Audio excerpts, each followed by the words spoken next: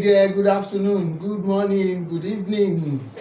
Wherever you are watching from, I want to thank you for joining us today on another exciting hour, another exciting moment on Adelaide Harbour TV on YouTube. And if you are on Facebook with us live, that you are on Adelaide Harbour, thank you for your time and thank you for following. And if you have not yet subscribed to this channel, just ensure you press the like button if you're on Facebook.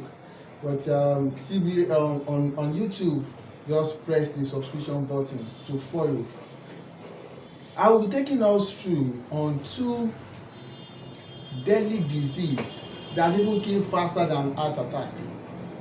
Two deadly diseases that kills faster than heart attack, and these are malaria and typhoid. Malaria and typhoid. Our experience have shown that statistically, disease with the highest record of death, particularly in sub-Saharan Africa, is malaria and typhoid. Malaria and typhoid is very common to all of us, and oftentimes we like to take it for granted. And it is very deadly. So this time I'm just using it to encourage us, to warn us, and then to alert the entire populace on the need for remarkable attention to this ailment. Now, malaria and typhoid show similar symptoms, similar signs when they infect the host. But let me first start by breaking them down.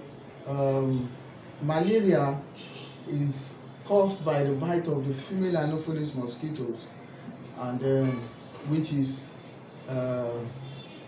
carrying a parasite called Plasmodium parasite. So the Plasmodium parasite is injected into the blood, and then it has an incubation period over a period of time where the disease begins to manifest. Now, when malaria begins to manifest in the body, it gets to manifest from the area where they have a lot of the highest pressure exerted on the body. At times, if you are the type, maybe for example, you are the one that's engaged in cycling, you may start to feel pain around your thigh region, your waist. You start to feel pain, excruciating pain, and pain that is prolonged, and then the pain is not going, it's just coming and going, it's not going. And if you are the type that maybe like to sleep, for example, on your chest, you begin to feel the pain on the chest region. Or maybe you are the one that lifts heavy object, you may begin to feel the pain around the spine, around the ribs, and you may think it's just normal pain, and you may take pain reliever, or you be taking some other medication. Meanwhile, it is malaria signs. And then it may go to that extent of the fact that it leads to fever, where the body temperature begins to rise and uncontrollably begin to rise.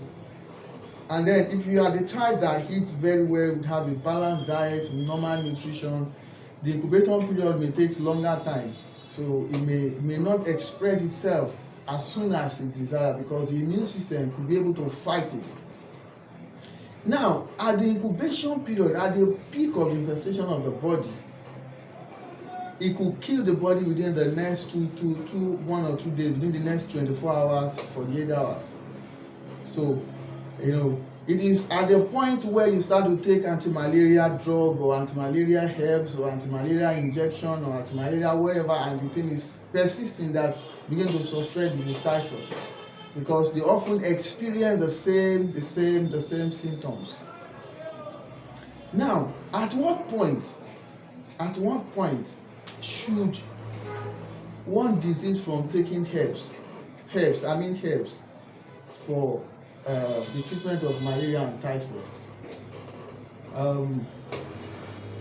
At a point where there is maybe uncontrollable stooling, frequent vomiting, because during that period when you vomit a lot of fluid will be coming out of the body, and then herbs cannot work. Herbs cannot work effectively when the fluid is being thrown up out of the body. The herbs cannot work. So that means the body is being endangered. So when you get to a stage where there is uncontrollable vomiting or stooling, that means the person will have to be hurriedly taken for some intravenous means, maybe passing of drips, sustenance via injection or what have you. Because at this stage, it requires a very, very, very drastic and urgent attention. I've noticed and I've seen people who have been knocked down and killed entirely by malaria and typhoid. In babies, for example, malaria has the highest statistic of disease that has the highest rate of killing, particularly in kids, because when the temperature of the body increases to a particular time, to a particular level, the brain cuts off, and then it leads to confusion, and then the baby confusion, and there is fainting, and then the baby will pass out, and so it is uncontrollable. So at that time where the body temperature begins to rise, then that means it is on the increase. So what malaria does to the body, it affects all the body vital scanning, it affects everything. That means the temperature is affected, the blood pressure is affected, the blood sugar is affected, the oxygen content in the body is affected, the fluid intake is affected, almost every parameter of the body is affected. So that is why it is very dangerous. So you will not say it is a common malaria, because within that time, within the next 1 or 2 hours, it could lead to serious, serious unavoidable condition. So I want to just that we take serious and then cognizant attention when the body begins to experience increase in temperature, severe headache, vomiting, severe pains, or severe stomach ache. If it is more concentrated, like in typhoid, typhoid is caused by a bacterial infection which is called Salmonella typhi. Salmonella typhi is a bacteria that is infected to the body via the food, the drink that we take, whatever we take into the body. So, and then it is very, very stubborn too. It's very stubborn, very, very stubborn. So when you have taken a lot of medication for malaria and then it is not responsive, although oftentimes these days both of them go together because of the pollution here and there in the country, and oftentimes when people eat fruit, you just get fruit on the street, you buy, you don't wash, you buy your apple, you just take it like that, you buy your mango, you take it like that, you buy your whatever fruit, you just take it like that. Meanwhile, it is not well washed, maybe from the farm. So there are contaminants on the fruit. So you see that oftentimes people who don't even buy food outside, they still suffer from this typhoid disease. This is because of contamination, and it could be as a result of improperly washed plates or cups or spoons or knife that you use in the kitchen, where the thing becomes contaminated. So what I'm trying to let us know right now is that these diseases need drastic measure. So particularly when it gets to that stage where there is throwing up. So when it gets to throwing up, stop all medications and embrace intravenous means, so that the body becomes stabilized. So you can check on us for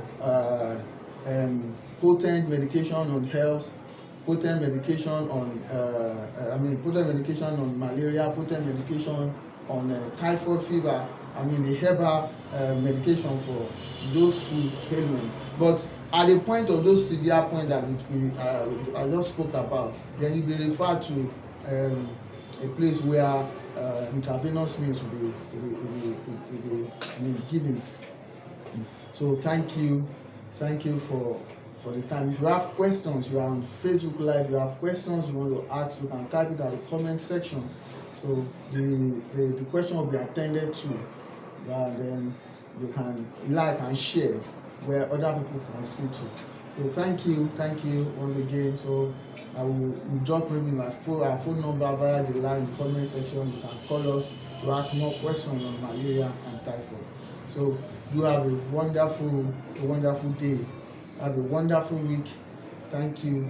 Hope to see you some other time. Love you.